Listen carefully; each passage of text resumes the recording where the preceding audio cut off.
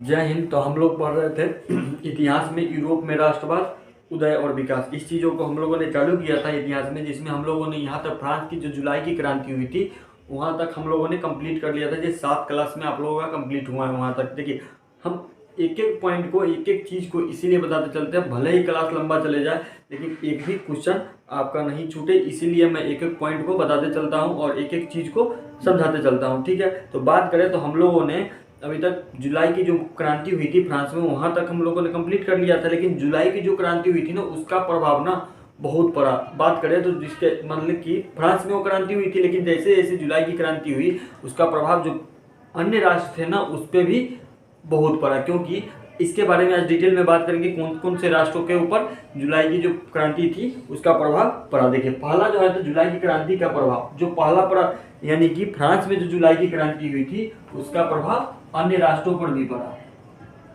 ठीक है, अन्य राष्ट्रों पर भी पड़ा।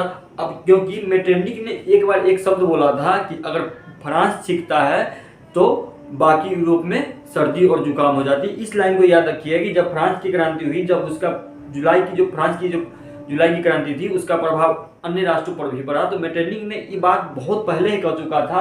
मेटरनिक ने क्या कहा था?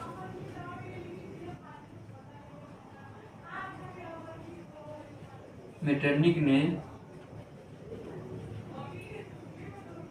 कहा था कि जब फ्रांस सीखता है तो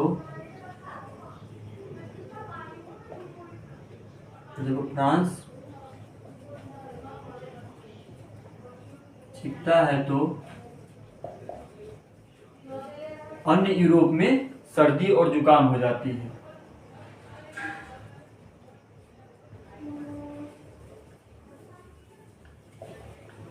यूरोप में सर्दी और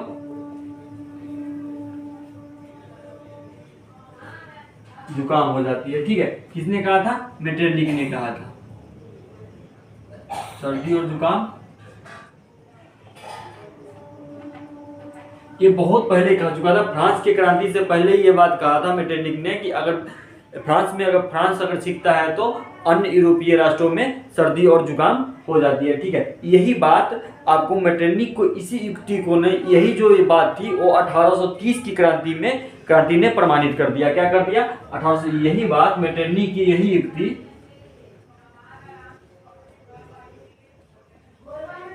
मेटरनिक की यही युक्ति 1830 की क्रांति ने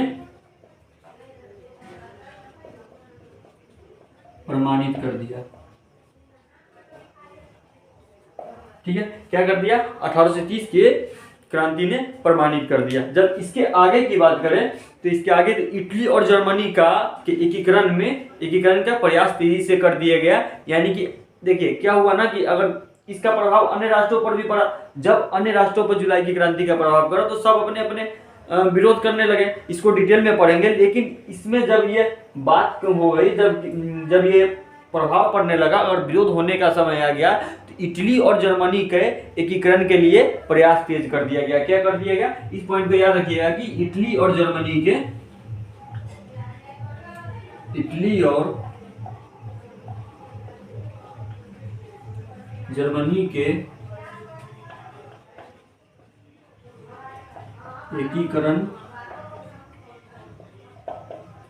एकीकरण का प्रयास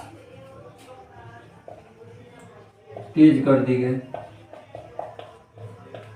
ठीक है, क्या कर दिएगा? एकीकरण का प्रयास तेज कर दिएगा। अब इसके आगे की बात करें तो इसके आगे यूनान, पोलैंड और हंगरी और अन्य राष्ट्रों में निरंकुश के विरोधी आंदोलन उठ खड़े हुए। अब देखिए क्या हुआ? जुलाई का प्रभाव, फ्रांस के जुलाई के प्रभाव जो पड़ा तो यूनान, पोलैंड और हंगरी और अन्य राष्ट्रों में निरंकुशवाद का आंदोलन का विरुद्ध आंदोलन शुरू हो गया। कहां शुरू हुआ? यूनान,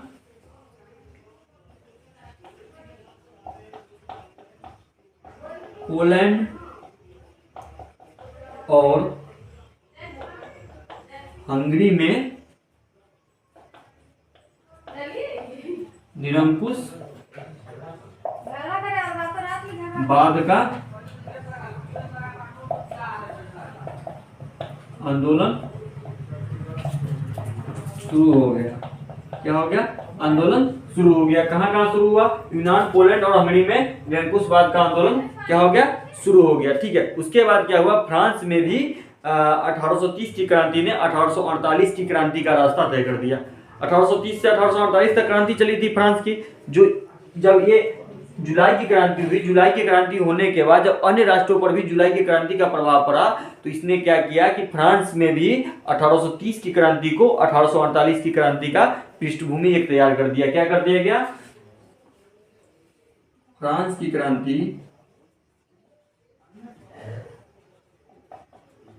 क्रांति ने 1830 से 1848 का पृष्ठभूमि तैयार कर दिया गया। तैयार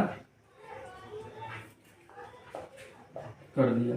ठीक है, इस चीजों की याद रखिएगा कि अब फ्रांस की क्रांति ने 1830 से 1848 के पृष्ठभूमि को तैयार कर दिया गया। अब इसके आगे की बात करते हैं। इसके आगे यानी जुलाई की क्रांति का जो प्रभाव पड़ा था, प्रभाव क्या पड़ा था कि जुलाई की क्रांति जो फ्रांस की क्रांति हुई थी, उससे पहले ही मेटरनिक ने कह चुका था कि फ्रांस जब सीखता है तो अन्य यूरोपीय राष्ट्रों में सर्दी और जुकाम हो जाता है। इस पॉइंट को, इस लाइन को याद रखिए कि जब फ्रांस सीखता है तो अन्य यूरोप में सर्दी और जुकाम हो जाती है। ठीक है, मेटरनिक ने कहा था। कब कहा था? ये क्रांति होने से पहले ही मेटरनिक ने कहा था। मेटरनिक की ये युक्ति कब प्रमाणित हो गई? आपको 1830 की क्रांति ने प्रमाणित कर दिया कि मेटरनिक का ये युक्ति। ठीक है, अब जब विरोध बढ़ने लगा, जब जुलाई की क्रांति हुई, उसके बाद अन्य राष्ट्रों में भी क्या होने लगा? विरोध बढ़ने लगा। जब विरोध बढ़ने लगा तो उससे पहले क्या किया गया? इटली और जर्मनी के एकीकरण का प्रयास क्या कर दिया गया? तेज कर दिया गया। जब ये प्रयास तेज कर दिया गया, उसके बाद यूनान, पोलैंड और हंगरी में निरंकुशवाद का आंदोलन शुरू हो गया। क्या हो गया? यूनान में, पोलैंड में और हंगरी में निरंकुश का आंदोलन शुरू हो गया। ठीक है, इस पॉइंट को हमेशा याद रखिएगा कि उसके बाद क्या होगी? फ्रांस की क्रांति ने 1830 का जो फ्रांस की क्रांति था, उसने 1848 की क्रांति का एक पृष्ठभूमि तैयार कर दिया गया कि भैया 1830 से 1848 की क्रांति के बारे में पढ़ना है। उस चीजों को 1830 यहाँ पर ये खत्म नहीं हुआ। यहाँ पर क्या होगा कि जब जुलाई की क्रांति होने के बाद अन्य राष्ट्रों ने भी ये मांग करना शुरू कर दिया। ठीक है, तो 1848 की पृष्ठभूमि को क्या कर दिया गया? तैयार कर दिया गया। ठीक है, इसको आप नोट डाउन कर लीजिए। इसके आगे की चर्चा करते हैं। अब कौन से राष्ट्रों ने ये का प्रभाव पड़ा, किन किन राष्ट्रों में पड़ा, इस चीजों के बारे में अब समझते थे। कि हम इस चीजों को इसलिए बता रहे हैं कि आपका कोई भी क्वेश्चन, मैं इस पे बोर्ड पर लिखने का मेरा कोई शौक नहीं है, लेकिन मैं आपको इसलिए बता रहा हूँ कि आपका कोई क्वेश्चन आपको बेहतर ढंग से समझ में, एक एक पॉइंट को समझ में आए। क्या कि देखिए, एग्जाम में जाते हैं ना तो हम लोग पढ़ के जाते हैं, हम भी उसी टाइप के हैं। हम लोग यार अलावा पढ़ के जाते हैं अगर समझने के तौर से समझे तो, लेकिन क्वेश्चन आ जाता है क ख ग से। ठीक है, यार अलावा पढ़ के जाते हैं, क ख का क्वेश्चन पूछता है। ठीक है, वहां पर हम लोग पहुंच जाते हैं, जो छोटी छोटी चीजों को हम लोग छोड़ देते हैं। तो उस चीजों को छोड़ना नहीं है, इसीलिए हम आपको इस चीजों को बता रहे हैं। ठीक है, आप इसको नोट डाउन कर लीजिए। इसके आगे की चर्चा करते हैं।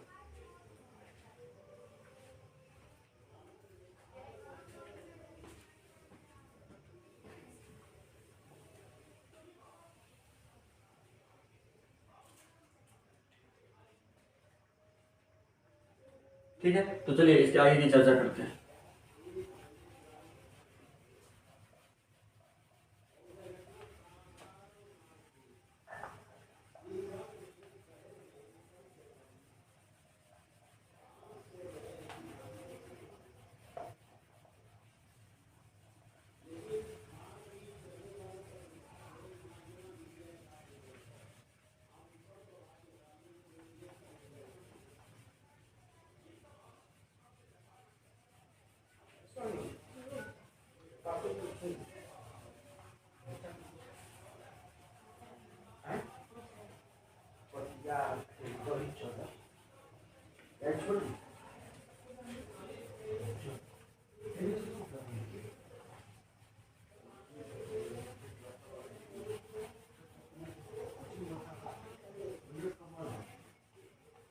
देखिए, जब ये आंदोलन शुरू हुआ तो पहला विरोध जब हुआ, पहला विरोध कहाँ हुआ?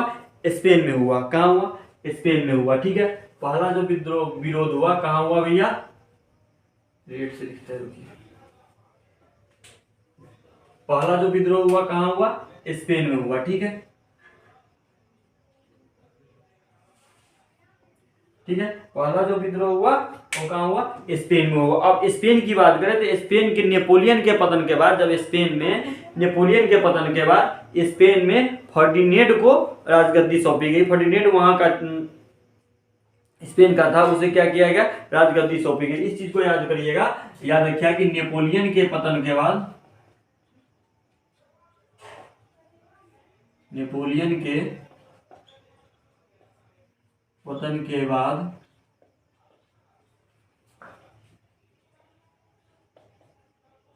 फर्डिनेंड को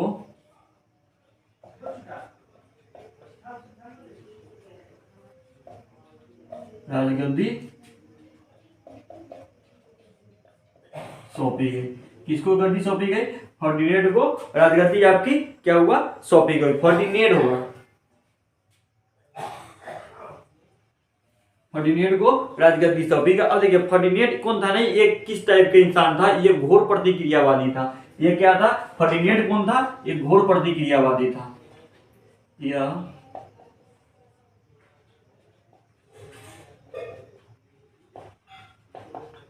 प्रतिक्रियावादी था, ठीक है।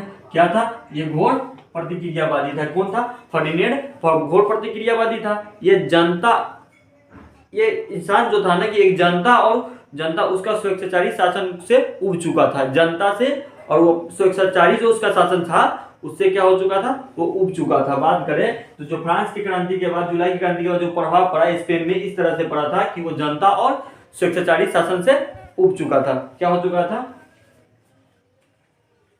जनता जो था उसका स्वेच्छाचारी शासन से क्या हो चुका था, उब चुका था।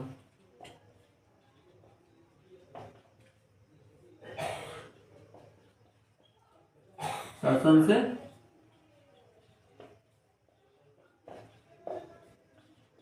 उब चुका था। उसके शासन को, ये फर्डिनेंड के शासन को क्या कर रहा था, वो जनता बर्दाश्त नहीं कर रही थी। तो उसके शासन से जब उब चुका था, जब कोई शासन से या कोई चीज से उब चुकता है तो उसके बाद क्या होता है, आंदोलन होता है। आंदोलन 100% होना था स्पेन में भी। अब क्या हुआ कि फ्रांस की क्रांति में उत्साहित होकर जनता ने राजा के विरुद्ध, राजा पर प्रशासनिक सुधार को दबाव बनाया। क्या बनाया, प्रशासनिक सुधारों के लिए दबाव डाला। किस चीज के लिए दबाव डाला, फ्रांस की क्रांति के बाद, जब फ्रांस की क्रांति से उत्साहित होकर जनता ने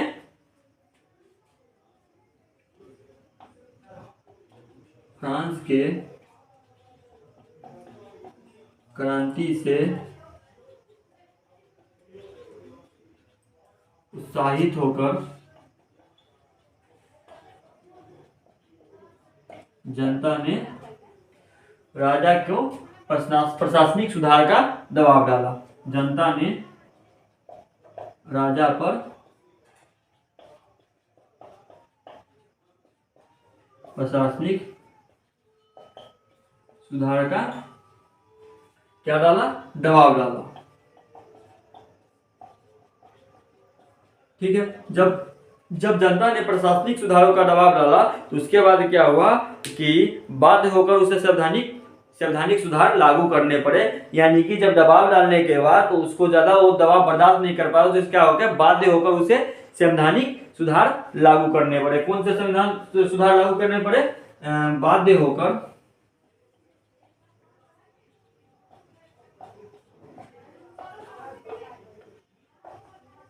संवैधानिक सुधार लागू करने पड़े। ठीक है, क्या करना पड़े, संवैधानिक सुधार लागू करना पड़े। जब बात होगा उसके बाद क्या, एक नया संविधान बनाकर जनता को नागरिक सुविधाएं प्रदान किए गए। क्या किया गया, एक नया संविधान बनाकर जनता को नागरिक सुविधाएं प्रदान किया गया। एक नया संविधान बनाकर जनता को नागरिक संविधान प्रदान किया, नागरिक सुविधाएं प्रदान किए गए। जनता को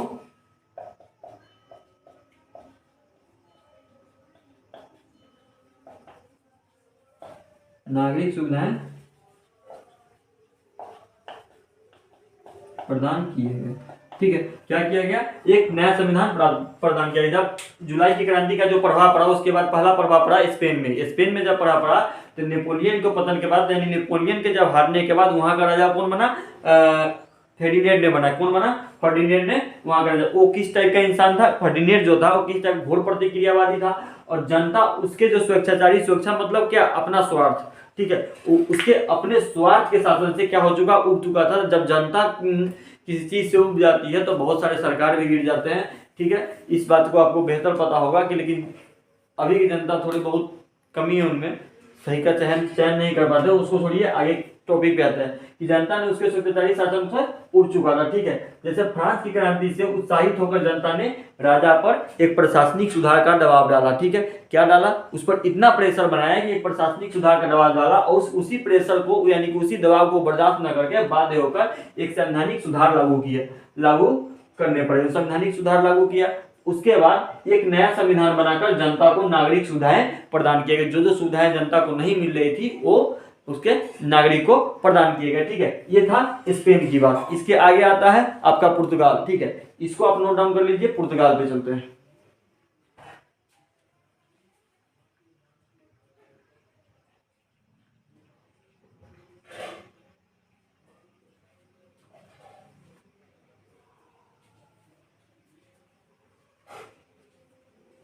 ठीक है, तो चलिए पुर्तगाल पे चलते हैं।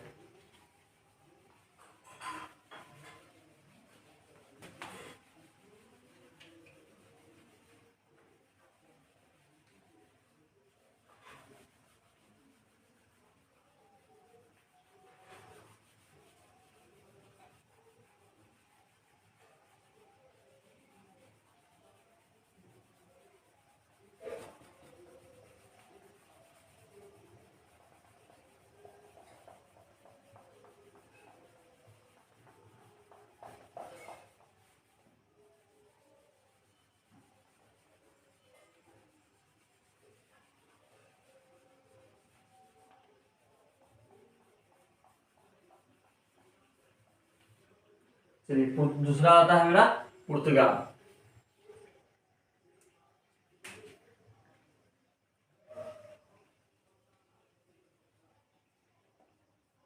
ठीक है, अब पुर्तगाल के बारे में बात करें। जब स्पेन में विरोध खत्म हुआ तो पुर्तगाल में क्या हुआ, पुर्तगाल में 1828 में वहां का जो शासन था, वहां का जो राजा था डोम मिगुएल जो थे ने सत्ता पर कब्जा कर लिया था। किसने, पुर्तगाल में 1828 में।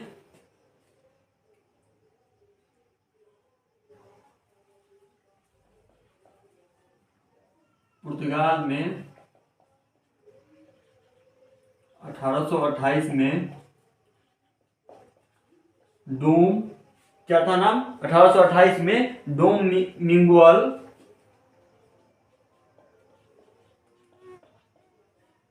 ने कब्जा किया था, ठीक है। और ये जो था ना डोम मिगुएल, ये क्या था, ये घोर प्रतिक्रियावादी था। जो भी घोर प्रतिक्रियावादी होगा उसका विरोध होना निश्चित है, ठीक है। कब तक बचते रहेंगे, तो वही बात है कि ये क्या, किस टाइप का इंसान था, वह घोर प्रतिक्रियावादी था, ठीक है। क्या था, वो घोर प्रतिक्रियावादी था। ये क्या नाम था, डोम मिगुएल, क्या था, घोर प्रतिक्रियावादी था। यही गद्दी का अन्य दावेदार डोला मारिया यहाँ की राष्ट्रवादी थी। कौन था, गद्दी का जो अन्य दावेदार था। जब ये विरोध होने लगा इसका, तो असम में इसका विरोध होने लगा, पुर्तगाल की जनता ने इस पे विरोध कर दिया। लेकिन गद्दी का जो एक और दावेदार था, अन्य दावेदार थी, वो था डोला मारिया राष्ट्रवादी थी। क्या था, ये गद्दी का अन्य दावेदार का नाम क्या था, ये भी याद रखिएगा गया कि गद्दी अन्य दावेदार क्या नाम था, डोला मारिया थी। कौन थी, ये जो डोला मारिया थी, ये क्या था, गद्दी का अन्य दावेदार थी। जो उसका जो समर्थन कर रहा था, ये डोला मारिया का समर्थन कौन कर रहा था, जनता समर्थन कर रही थी। क्या कर रही थी, उसे जनता समर्थन किया। क्या किया, उसे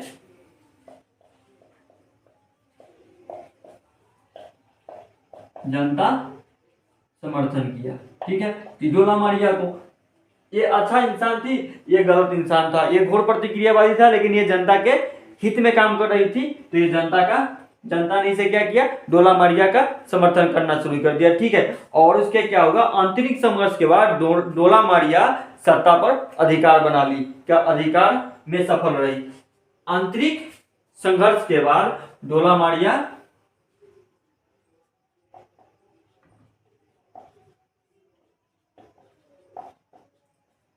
संघर्ष के बाद डोला मारिया सत्ता पर अधिकार बना लिया।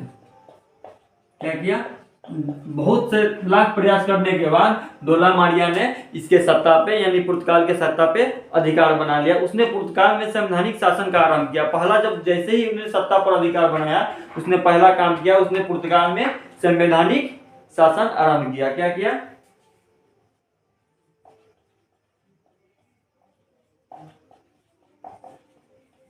पुर्तगाल में संवैधानिक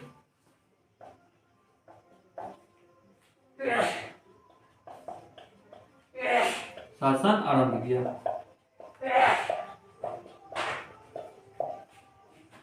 क्या किया, उसने पहला जो काम किया, पुर्तगाल में एक संवैधानिक शासन का क्या किया, आरंभ किया। ठीक है, किसने, डोला मारिया ने। ठीक है, तो डोला मारिया ने आपको आरंभ किया। ठीक है, इसको आप नोट डाउन कर लीजिए। इसके यहाँ पर आपका पुर्तगाल के बारे में खत्म होता है। पुर्तगाल के बारे में समझने की बात है तो छोटा छोटा पॉइंट है, 2 से 4 पॉइंट है। मुझे समझना क्या है कि पुर्तगाल में 1828 में डोम मैनुएल नाम के एक व्यक्ति ने इस पे पुर्तगाल पे क्या किया था, कब्जा किया था। ठीक है, इसको याद रखिएगा कि डोम मैनुएल नाम के व्यक्ति ने पुर्तगाल पे कब्जा किया था। वो किस टाइप के इंसान था, वो घोर प्रतिक्रियावादी था। अगर घोर प्रतिक्रियावादी या स्वैच्छाचारी हो तो विरोध होना निश्चित है। लेकिन उसी समय गद्दी का एक अन्य दावेदार थी जिसका नाम था डोला मारिया थी। क्या नाम था, और ये जो डोला मारिया थी ये क्या था, जनता इसको समर्थन करता था। तो जनता फर्श से अर्श तक ले जाता है। सही बात है इसके अंदर कि इसने जनता ने इसको समर्थन किया और आंतरिक संघर्ष के बाद, बहुत ही लाख प्रयास के बाद डोला मारिया सत्ता पर अधिकार बना ली, यानी सत्ता पर, पुर्तगाल की सत्ता पे क्या हुआ, बैठ गई। ठीक है, इस चीजों को समझ गए। और बात करें तो आगे उसने पुर्तगाल पर सबसे पहला शासन जब भी सत्ता पर आया तो उसने संवैधानिक शासन का आरंभ कर दिया। ठीक है, तो पुर्तगाल में आपको इतना ही समझना था, इसको नोट डाउन कर लीजिए। इसके आगे की जो विद्रोह हुआ था बेल्जियम का, उसके बारे में समझते हैं।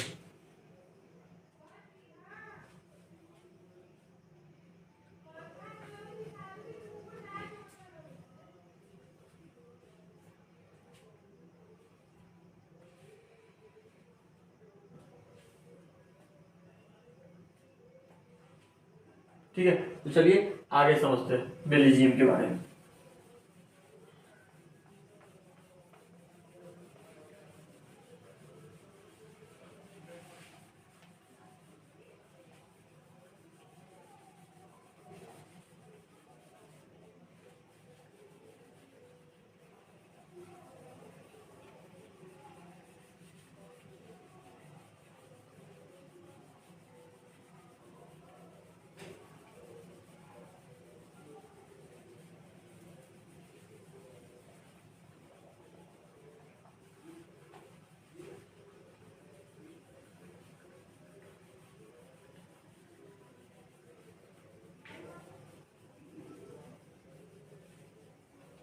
चलिए, तीसरा मेरा था बेल्जियम।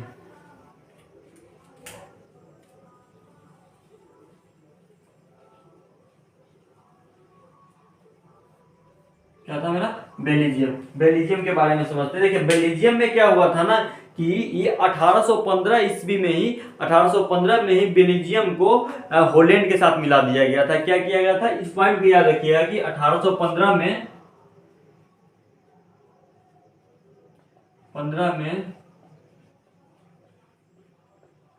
बेल्जियम को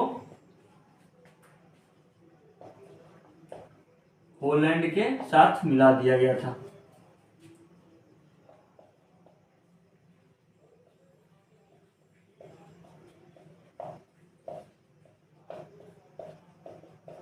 क्या किया गया था, बेल्जियम को मिला दिया गया था। लेकिन ये मिला दिया जो हॉलैंड के साथ मिलाया गया था ना, ये क्या था, ये आपको ये राष्ट्रीय भावना का विरुद्ध था। ठीक है, किसी के साथ मिला देना यहाँ पर क्या था, ये राष्ट्रीय भावना का विरुद्ध है। राष्ट्रीय भावना का क्या था,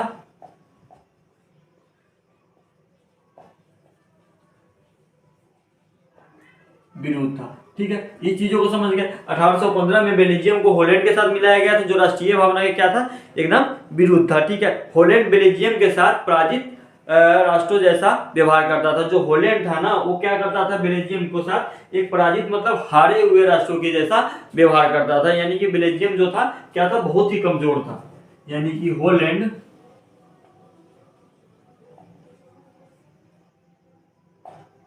बेल्जियम के साथ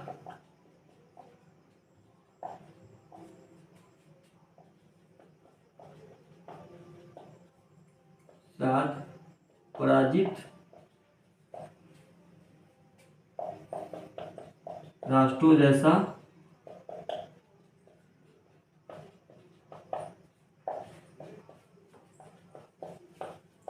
व्यवहार करता था। क्या करता था, कौन करता था, पराजित राष्ट्रों जैसा हॉलैंड करता था बेल्जियम के साथ, कि पराजित राष्ट्रों जैसा व्यवहार करता था। ठीक है, इसी के बाद 1830 में ब्रुसेल्स में एक विद्रोह हुआ। क्या हुआ, जब ये व्यवहार, जब ये क्या हुआ, कमजोर व्यक्ति को ज्यादा, कहावत है कि डर को, किसी इंसान को इतना मत डराओ कि डर खत्म हो जाए। ठीक है, तो वही बात यहाँ था कि इसके व्यवहार से बेल्जियम इतना तंग आ चुका था। जो 1830 में जो विद्रोह हुआ, वो ब्रुसेल्स विद्रोह हुआ। क्या हुआ, 1830 में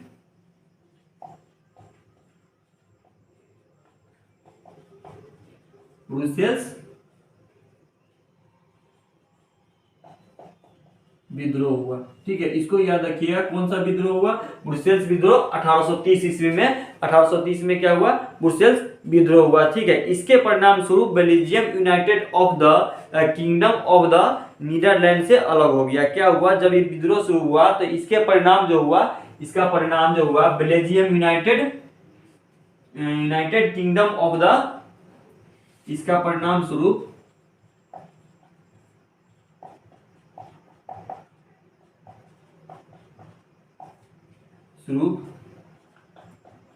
Belgium united kingdom of the Netherland से अलग हो गया। नीदरलैंड से अलग हो गया। ठीक है, क्या हो गया, नीदरलैंड से अलग हो गया। ठीक है, ये चीजों को समझ गया। जब इसका विद्रोह शुरू हुआ तो इसका बेल्जियम यूनाइटेड और किंगडम किससे अलग हो गया, नीदरलैंड से अलग हो गया। और 1831 में वहां एक नया संविधान लागू किया गया। क्या किया गया, 1831 में वहां नया संविधान लागू किया गया। ठीक है, देखिए इसमें क्या था, इसमें बेल्जियम था, बेल्जियम में एक बेल्जियम का 1815 में बेल्जियम को हॉलैंड के साथ मिला दिया गया, जो राष्ट्रीय भावना के एकदम क्या था, विरुद्ध था। ठीक है, विरुद्ध था। हॉलैंड बेल्जियम के साथ पराजित राष्ट्रों जैसा व्यवहार करता था। ये कमजोर राष्ट्रों जैसा बेल्जियम के साथ कौन व्यवहार करता था, आपका हॉलैंड करता था। ठीक है, उसके आगे की बात करें, 1830 में ब्रुसेल्स विद्रोह शुरू हुआ। कौन सा विद्रोह शुरू हुआ, ब्रुसेल्स विद्रोह शुरू हुआ। इसका परिणाम यह हुआ कि बेल्जियम ऑफ द किंगडम आपका नीदरलैंड से अलग हो गया। जब अलग हो गया तो 1831 में वहां एक नया संविधान आपका लागू किया गया। ठीक है, इसको आप नोट डाउन कर लीजिए, इसके आगे की चर्चा करते हैं।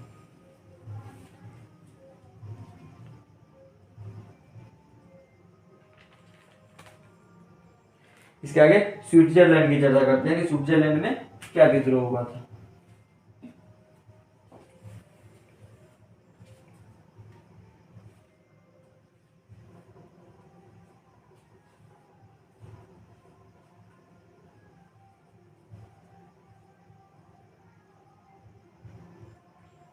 ठीक है, देखिए चलिए स्विट्जरलैंड की बात करते हैं। बेल्जियम हो गया आपका,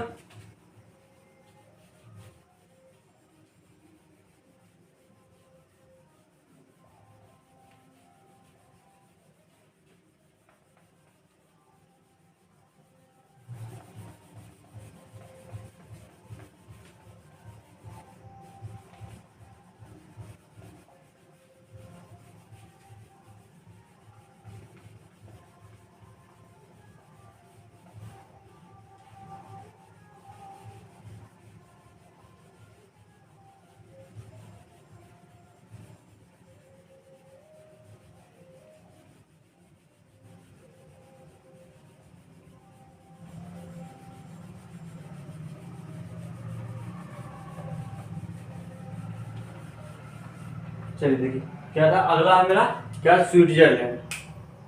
चौथा मेरा है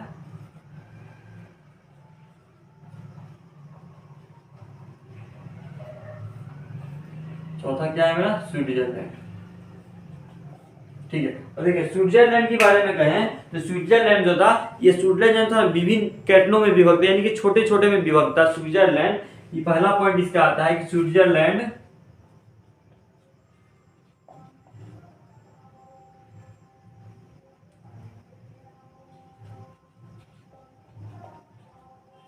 लैंड विभिन्न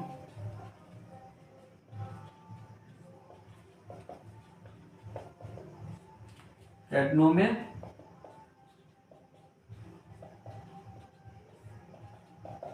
विभक्त था। क्या था, स्विट्जरलैंड जो था वो विभिन्न कैटनों में क्या था, वहां के राजनीतिक समाज जो थे वो कुलीन वर्गों के से बहुत व्यापक प्रभाव था। वहां के जो राजनीतिक और समाज पर कुलीन वर्गों का क्या था, बहुत ही ज्यादा व्यापक प्रभाव था। तो यहाँ पर अगला पॉइंट आता है कि वहां के राजनीतिक और सामाजिक, वहां के राजनीतिक और समाजों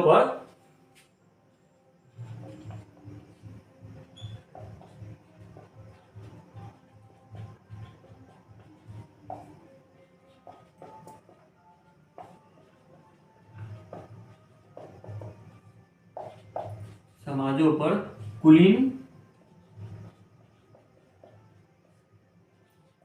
का व्यापक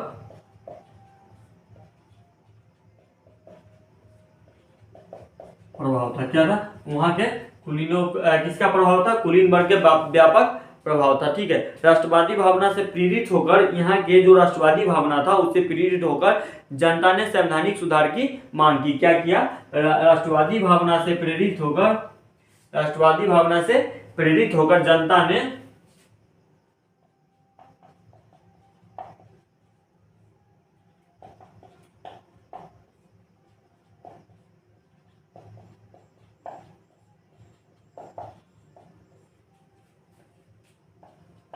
जनता ने संवैधानिक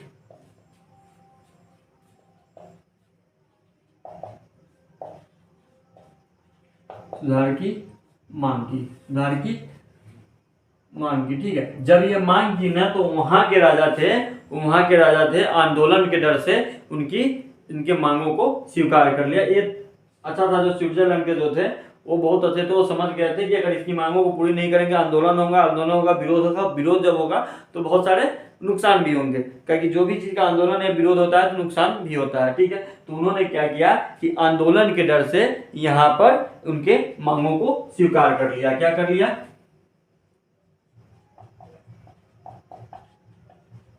आंदोलन के डर से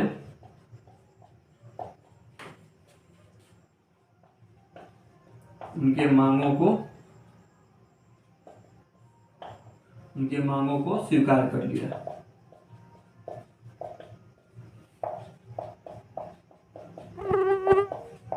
ठीक है, क्या कर लिया, स्वीकार कर लिया। स्विट्जरलैंड आपका कंप्लीट हो गया, बेल्जियम कंप्लीट हो गया। चलिए बात करते हैं पोलैंड की। ठीक है, पांचवा जो मेरा आता है पोलैंड आता है।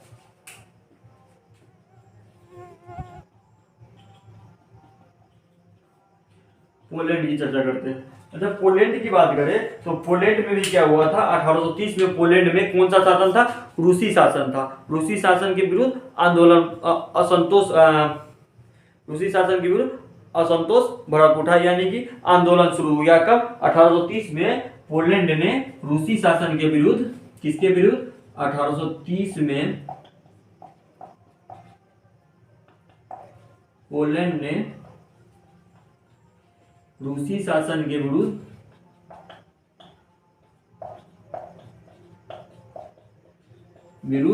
असंतोष भड़क उठा। क्या उठा, असंतोष भड़क उठा।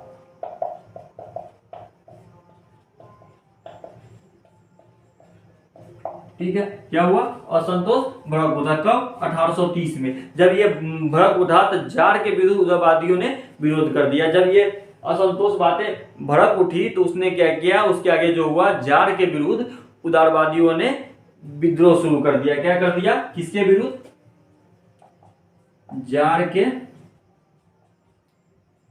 विरुद्ध उदारवादियों ने विद्रोह शुरू कर दिया।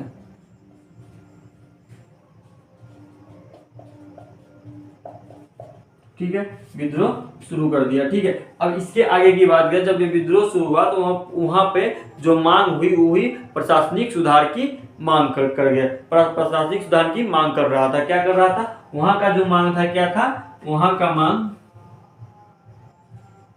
वहां पर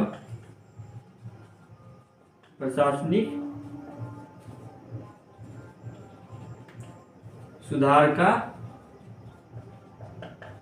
मांग कर रहा था।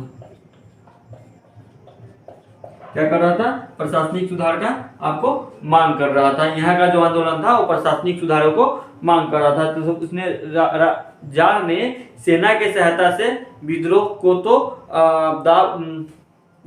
अपने कब्जे में कर लिया, परंतु राष्ट्रीयता भावना का हनन नहीं कर सका, यानी कि दमन नहीं कर सका। जार ने सेना की सहायता से विद्रोह को तो दबा दिया। क्या किया? जार ने सेना के सहायता से विद्रोह को तो दबा दिया, परंतु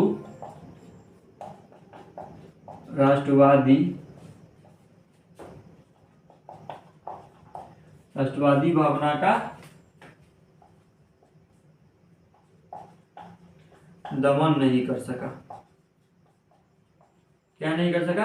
राष्ट्रवादी भावना का दमन नहीं कर सका। ठीक है, इसको बारे में देखिए। स्विट्जरलैंड में क्या पढ़े थे? स्विट्जरलैंड विभिन्न कैंटनों में विभक्त था, यानी छोटे छोटे कैंटनों में क्या था? वो विभक्त था। वहां के राजनीतिक और समाजों पर किसका प्रभाव था? कुलीन का व्यापक प्रभाव था। ठीक है, उसमें राष्ट्रवादी भावना से प्रेरित होकर जनता ने संवैधानिक सुधार की मांग की, और इसी आंदोलन के डर से वहां के जो राजा थे, इसी आंदोलन के डर से, जैसे आंदोलन होगा विद्रोह होगा तो नुकसान होगा, ये जब नुकसान होना ही होना है, तो उसी आंदोलन के डर से उनकी मांगों को स्वीकार कर लिया। ये थी आपको स्विट्जरलैंड की कहानी।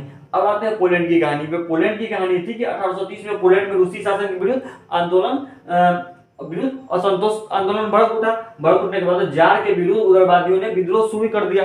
किसके विरुद्ध किया? जार के विरुद्ध। वहां पर मांग क्या था? वहां पर मांग था प्रशासनिक सुधार का मांग था। ठीक है, अब जार ने सेना की सहायता से क्या किया? विद्रोह को तो दबा दिया, लेकिन वहां पर परंतु राष्ट्रवादी भावना का दमन नहीं कर सका। ठीक है, यह था पोलैंड की कहानी। इसको आप नोट डाउन कर लीजिए, इसके आगे की चर्चा करते हैं।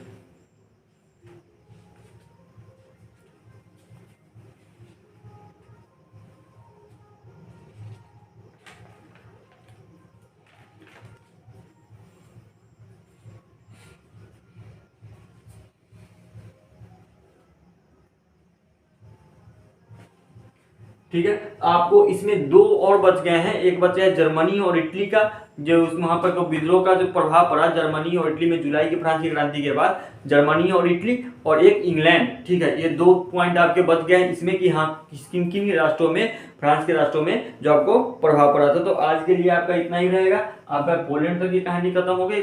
7 वीडियो आपके क्लास में आपको यूट्यूब पर डाला हुआ, उसको जाकर देखिए और ज़्यादा से ज़्यादा शेयर कीजिए और लाइक सब्सक्राइब तो जरूर कीजिएगा। ठीक है, तो आज के लिए आपका इतना ही। कल इसके आगे जर्मनी, इटली और इंग्लैंड के बारे में समझेंगे, उसके आगे की चर्चा करेंगे उसके आगे की क्लास में। ठीक है, छोटे छोटे पॉइंट को बताना मेरा मकसद एक ही है कि आपको एक भी क्वेश्चन आपके एग्जाम में ना छूटे। तो एक बार ही पढ़े, बेहतर पढ़े। ठीक है, और एक प्रॉपर नोट्स रहे, और एक प्रॉपर नोट्स में 0 से लेके हीरो तक का सफर रहे, तभी आप कोई भी एग्जाम को क्वालिफाई कर सकते हैं या निकाल सकते हैं। ठीक है, जो गलती हम लोगों ने भी की है वो गलती की एक प्रॉपर नोट्स नहीं है। तो प्रॉपर नोट्स जरूर होना जरूरी है, क्योंकि उसमें प्रॉपर नोट्स में 0 से हीरो तक का सफर रहना चाहिए किसी भी सब्जेक्ट का। ठीक है, कि कोई भी क्वेश्चन हो तो ना फंसे नहीं, क्योंकि हम पहले वीडियो के शुरू में ही बोला था कि हम लोग पढ़ के जाते हैं, मान लीजिए ईयर अलावा और क्वेश्चन आ जाता है क। ठीक है, छोटे छोटे आसान सवालों को हम लोग छोड़ देते हैं, उतना ध्यान नहीं देते हैं। हमारी मानसिकता रहती है कि थोड़ा मुश्किल सवाल पूछा जाएगा एग्जाम में, लेकिन जब छोटे से क्वेश्चन को पूछा जाता है वहाँ पर हम लोग फंसते हैं। तो उस चीज़ों को एक प्रॉपर नोट्स होना चाहिए, और उस नोट्स में होना चाहिए कि 0 से लेके हीरो तक का सफर जरूर होना चाहिए। इसी के लिए आज के लिए इतना ही। धन्यवाद। जय हिंद।